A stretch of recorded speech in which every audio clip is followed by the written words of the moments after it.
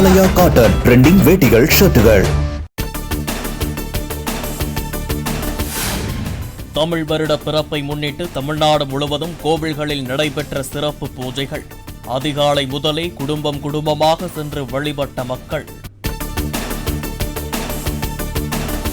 டெல்லியில் தமிழ் புத்தாண்டு கொண்டாடினார் பிரதமர் நரேந்திர மோடி. குடியரசு துணைத் தலைவர் சி.பி. ராதாகிருஷ்ணன் இல்லத்தில் சிறப்பு வழிபாடு.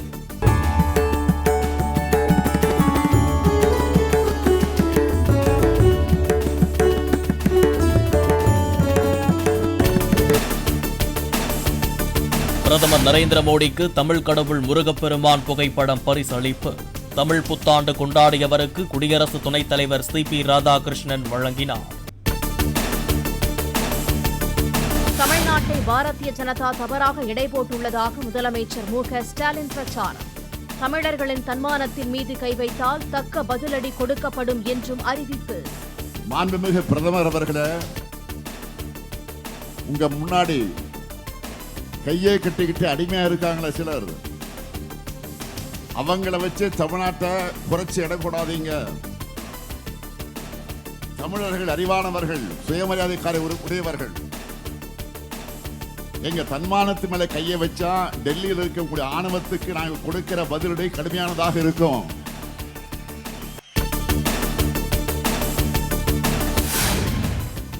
தமிழகத்தின் உரிமைக்காக கடைசி வரை களத்தில் இருப்பேன் என முதலமைச்சர் மு.க. ஸ்டாலின் சூளுரை. தமிழகத்திற்கு எதிரான திட்டங்களை தொடர்ந்து எதிர்க்கப் போவதாக பிரச்சாரம். கடைசி மூச்சு இருக்கிற வரைக்கும் தமிழ்நாட்டுடைய தன்மானத்தை உரிமைகளுக்காக இந்த ஸ்டாலின் களத்தில் நிற்பான், சண்டை செஞ்சுக்கிட்டே இருப்பான்.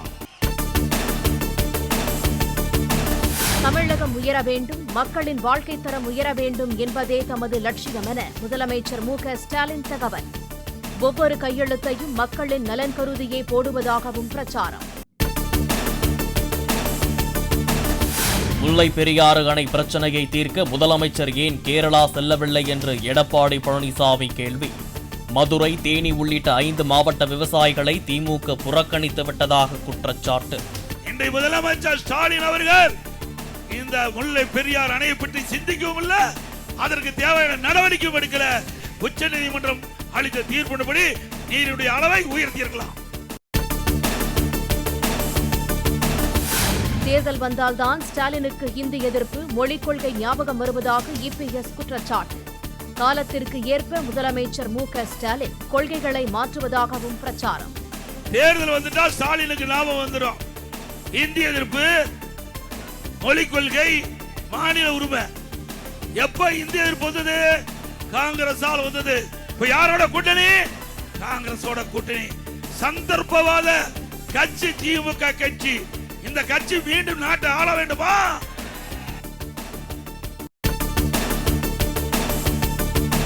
தமிழகத்தை ஆண்ட முந்தைய அரசுகளை விட திமுக அரசுதான் மிக அதிக கடன் வாங்கி உள்ளதாக எடப்பாடி பழனிசாமி குற்றச்சாட்டு.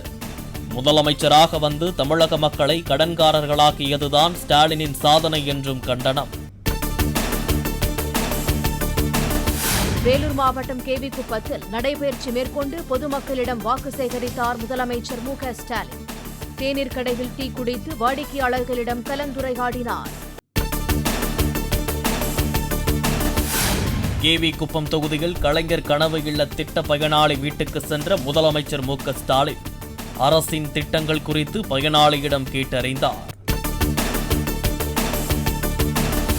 வேலூரில் அரசு பேருந்தில் ஏறி முதலமைச்சர் மு.க. ஸ்டாலின் பயணம். விடியல் பயண திட்டம் குறித்து பயணிகளிடம் கலந்துரையாடி வாக்கு சேகரித்தார். பெண்களுக்கான இடஒதுக்கீடு என்ற பெயரில் நாடாளுமன்றத்தை கூட்டி தொகுதி மறுசீரமைப்பு செய்ய திட்டம். மாநில நலன்களை பாதுகாக்க தனது தலைமையில் போராட்டம் நடத்தவும் தயார் என்று முதலமைச்சர் மு.க. ஸ்டாலின் அறிவிப்பு. பெண்களுக்கான 33% இடஒதுக்கீடு சட்டம் நிறைவேறுவதை மு.க. ஸ்டாலினால் பொறுக்க முடியவில்லை என இபிஎஸ் விமர்சனம். தேர்தல் தோல்வி பயத்தால் இடஒதுக்கீட்டுக்கு எதிராக மு.க. ஸ்டாலின் பேசி வருவதாகவும் சாடல். அவரது தோல்வி பயத்தின் வெளிப்பாடுதான் அவருடைய செய்தி. இன்றைக்கு அப்படி 33% பெண்கள் எதிர்பார்த்தது, பல ஆண்டுகளாக எதிர்பார்த்தது, இன்றைக்கு அது நிறைவேறுகின்ற ஒரு சூழ்நிலை. இது அவரால் ஜீரணிக்க முடியல.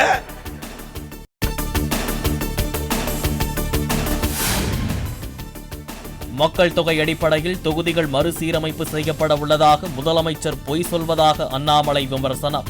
1960ஆம் ஆண்டை போல தமிழ்நாட்டை ஸ்டாலின் பின்னோக்கி அழைத்துச் செல்கிறாரா என்றும் கேள்வி.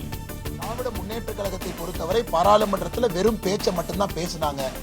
ஆக்கப்பூர்வமாக சகோதரிகளுக்கு 33% இடஒதுக்கீடை பத்தி எங்கேயுமே பேசல. ஆனா நம்முடைய மத்திய அரசு மக்கள் தொகை அடிப்படையில பண்ணல என்பதை முதலாக இவர் உணர்ந்து கொள்ள வேண்டும். இன்னைக்கு இருக்கக்கூடிய எல்லா மாநிலங்கள் யாருக்கும் எந்த பிரச்சனையும் ஏற்படாத அளவுக்கு நேரடியாக ஒரு மாநிலத்தையும் 50% உயர்த்துகின்றோம் என்று முதல் கட்டமாக நமக்கு தெரிய வந்திருக்கிறது. அப்படி இருக்கும் பொழுது தமிழகத்தினுடைய எம்பிக்களுடைய எண்ணிக்கை 39 59 வரைக்கும் போறதுக்கான வாய்ப்பு இருக்கு. மறுவரையறையால் ஒவ்வொரு மாநிலத்திலும் தொகுதிகளை 50% வரை உயர்த்த மத்திய அரசு திட்டம்.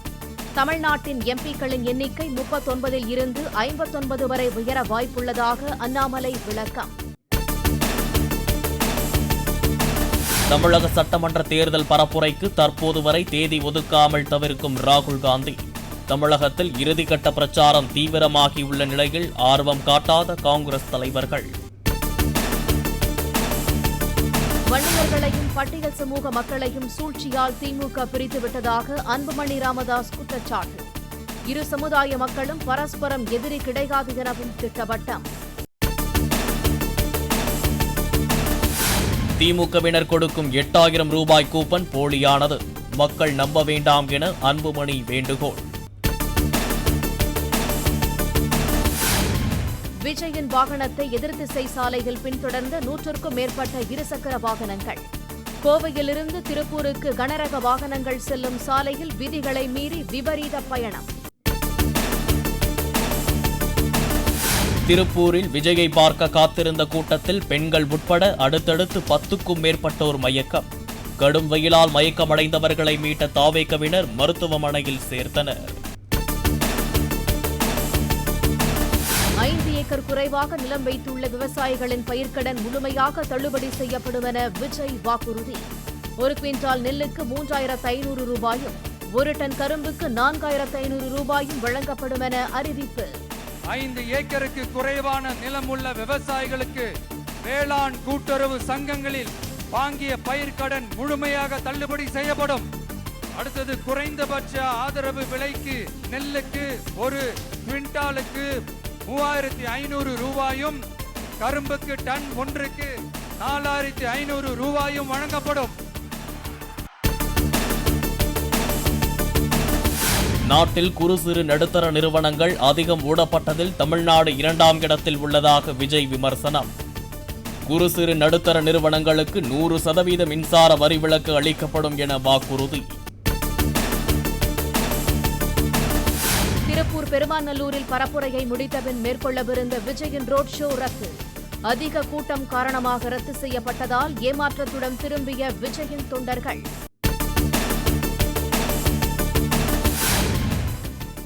தான் ஆட்சிக்கு வந்தால் டாஸ்மாக் கடைகளுக்கு பூட்டு போடுவேன் என சீமான் பேச்சு. தற்போது இருக்கும் மதுபானங்களை குடித்து தீர்த்துவிடுங்கள் எனவும் சீமான் கிண்டல்.